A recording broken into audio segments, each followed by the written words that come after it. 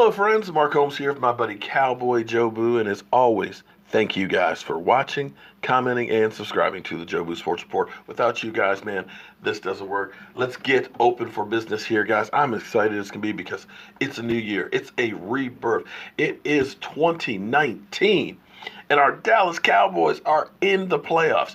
And we are literally just days away from it.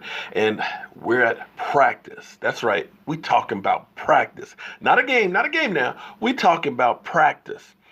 And right now, as crazy as it is, for this time of the season, we only have two people. Two, not practicing. One, guy who hasn't really practiced all year, much less played much. David Irving. David Irving. Yeah, moving right along. Second person is Xavier Salafalo, who ankle injury. We don't know if he's going to be able to play or not play. But I got to tell you, when we look back at last year, when we dissected the body, when we did the autopsy, things that killed us was we had great frontline players. You couldn't argue with the guys we had, Travis Frederick, Zach Martin, Lyle Collins, Tyron Smith. We had great players. You could look at the defense, with Sean Lee and DeMarcus Lawrence and Nisex. The problem for our team was not having the talent, the Des Bryants out there. The problem is when we lost one of those guys. We went from having a Pro Bowl experienced player to potential nobodies, bottom of the barrel. You go from a Tyron Smith to Chaz Green, and nothing against Chaz Green, but he was never going to be a Tyron Smith. He was drafted third round. Excuse me, I'm trying to make it through without sneezing. I've got this cold and it's kicking my butt. Trying to make it, forgive me. I know some of my quirks bother some of you guys out there, and understand that I'm a name butcher, okay? Name butcher. Understand that my spelling is terrible in grammar, and I will misspell stuff. I will end up putting things that don't seem to quite make sense, and it's because I'm dyslexic. In my mind, I see it correctly, but between there and putting it down on paper, it gets backwards. E's look like C's, B's look like D's, and things like that. So I apologize to those of you out here who it really annoys, but I can't help it. I got a photographic memory. I can build anything from scratch. I can talk to you guys forever without a script, but I just can't do this. So forgive me. Forgive me for that. Forgive me for my cold and things like that. But here's the thing that has been magical about this season, because we've had injuries, not as bad as some people have had. I mean, you look at the Redskins and quarterbacks have been dropping like flies. But we've had Tyron Smith miss time. We had Connor Williams get hurt, missing time. We've had Zach Martin. We've had Travis Frederick. But I'm going to say something, and I don't wish this on him or anything like that. But you have to actually look at Connor Williams and say, him getting hurt may have been the best thing for him. And I know you're scratching your head and saying, what the hell are you talking about? Have you lost your cotton picking mind? No, because here's the thing. When you play in college football and you are the cream of the crop, you're literally just better than everybody else. Very rarely do you play somebody of your talent on a consistent basis. You might be a little bit bigger, a little bit stronger than the guys you're playing against week after week. It's not that way in the NFL. In the NFL, you're facing the cream of the crop every week. Even if you're playing teams that aren't that good, you're still playing competition that's better than probably you played on a regular in college. So Connor Williams being immediately thrown into the starting lineup, you could see times where he was like a deer caught in the headlights. He would lose his technique because football, more than anything, is leverage. It's the low man. It's having the technique. It's having the right step and having the right body position. And when you're facing guys, sometimes it's a mental issue where you just lose it. And that's what I think happened to Chaz Green. That Atlanta game destroyed him because you're getting beat so bad, you forget about your first step. You forget about making sure you've got that Z, I call it, where your body is ready to coil like a spring and be able to push out.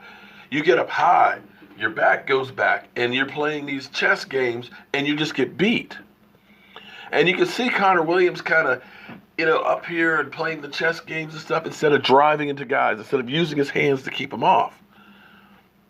And because the NFL, you don't really have enough time to teach. Mondays is treatment day. Tuesday is off. Wednesday, it's practice. You only have 11 padded practices during the season. Thursday, Friday is putting in the game plan, and Saturday is traveling and a walkthrough. So you don't have time to learn after training camp. And you can see, you could look at him and say, he needs more strength, he needs better technique, he needs some more weight and things like that. But I think him having to rest that body, to stop and play, and then to get healthy and then still be sitting on the bench, gave him the opportunity to watch other guys, to catch his breath, to let his eyes go back to normal size. Because with Xavier Salafalo out there, he could kick back. But what you noticed is, when Zach Martin went down, Connor Williams stepped right in and played a hell of a job against the Eagles. We did not skip a beat when Connor Williams went to right guard. And last week, he played for Zach Martin against the Giants. Not a hiccup. Now we got Xavier Salafalo, who's not practicing today. We don't know if he's going to be available, but guess what? We got Zach Martin back.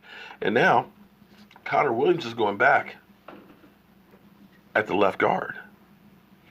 He's become a swing guard for our team.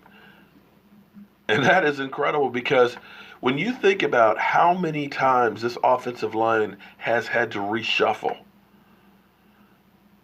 to lose Travis Frederick when we did in the beginning of the season and having to get Joe Looney up to speed, have Zach Martin hurt his knee in training camp and missing a game, have Tyron Smith missing a couple of games, with the stinger and things.